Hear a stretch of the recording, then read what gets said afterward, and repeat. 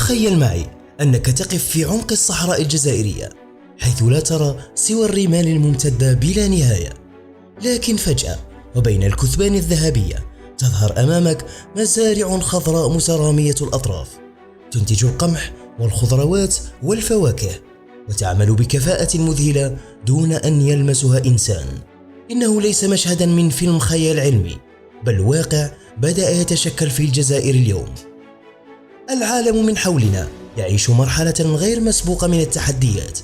تغير المناخ يهدد دورة الحياة الطبيعية. جائحة كورونا قلبت موازين الأسواق وأوقفت سلاسل الإمداد. الحرب في أوكرانيا تسببت في ارتفاعات جنونية لأسعار الحبوب والطاقة.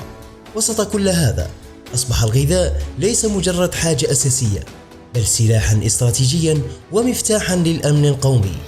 الجزائر بتاريخها وموقعها وإمكاناتها لم تنتظر حتى تقع الكارثة، بل تبنت رؤية استباقية جريئة.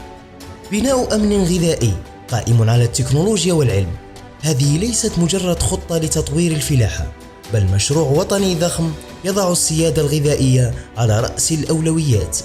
كيف تترجم هذه الرؤية على الأرض؟ الجزائر أطلقت خريطة طريق واضحة واستوحت من التزامات رئيس الجمهورية، تركز على 3 محاور رئيسية. أولاً، تطوير الفلاحة الصحراوية وتحويلها إلى ركيزة الإنتاج الوطني. ثانياً، الاستثمار في الاقتصاد الأخضر والطاقات المتجددة لتقليل التبعية للخارج. ثالثاً، إدماج الجامعات ومراكز البحث العلمي كشركاء دائمين في الابتكار الزراعي.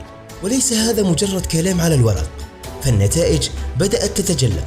تقدم ملحوظ جعل الجزائر تتصدر الدول العربية والإفريقية في تحقيق أهداف التنمية المستدامة المرتبطة بالأمن الغذائي لعدة سنوات متتالية وفق تصنيفات الأمم المتحدة. لكن ما هي الزراعة الذكية التي تراهن على الجزائر؟ هي ببساطة ثورة هادئة تجمع بين المعرفة التقليدية للفلاح الجزائري وخبرة الأجداد وأحدث ما وصلت إليه التكنولوجيا في العالم. أجهزة استشعار عن بعد تقيس رطوبة التربة ودرجة الحرارة بدقة متناهية، أنظمة الGPS لإدارة الحقول ومتابعة نمو المحاصيل، طائرات بدون طيار تراقب وتكتشف الآفات في بدايتها قبل أن تنتشر، روبوتات تقوم بعمليات البذر والري والتسميد والحصاد من دون تدخل بشري مباشر، تطبيقات ذكية على الهواتف تتيح للفلاح تشخيص أمراض النباتات وتحديد كمية المياه أو الأسمدة المطلوبة بالضبط. حتى في الصحراء حيث لا يد عاملة ولا مياه وفيرة، تستطيع هذه التكنولوجيا أن تجعل الرمال تنتج الغذاء.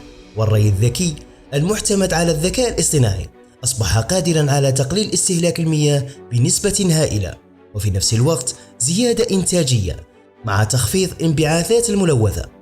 الجزائر لا تراقب هذا التطور من بعيد، بل تدخل السباق بقوة. مزارع ضخمة تضم عشرات الآلاف من الأبقار، حقول للحبوب تعمل بأنظمة مراقبة رقمية، مشاريع مشتركة مع دول رائدة في التكنولوجيا الزراعية، وحتى الزراعة في البيوت البلاستيكية الذكية التي تتحكم في المناخ الداخلي وتنتج محاصيل على مدار العام.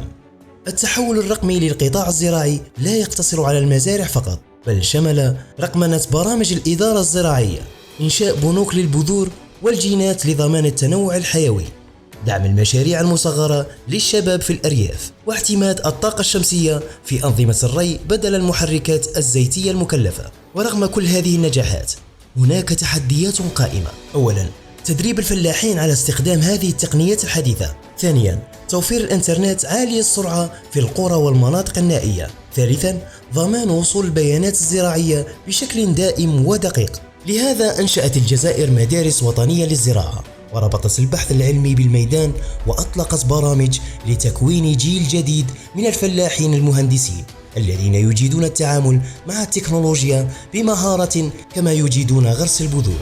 اليوم الزراعة في الجزائر لم تعد نشاطا موسميا يعتمد على الحظ والأمطار، بل مشروع استراتيجي يحمل في طياته مفتاح الاستقرار والسيادة والكرامة الغذائية.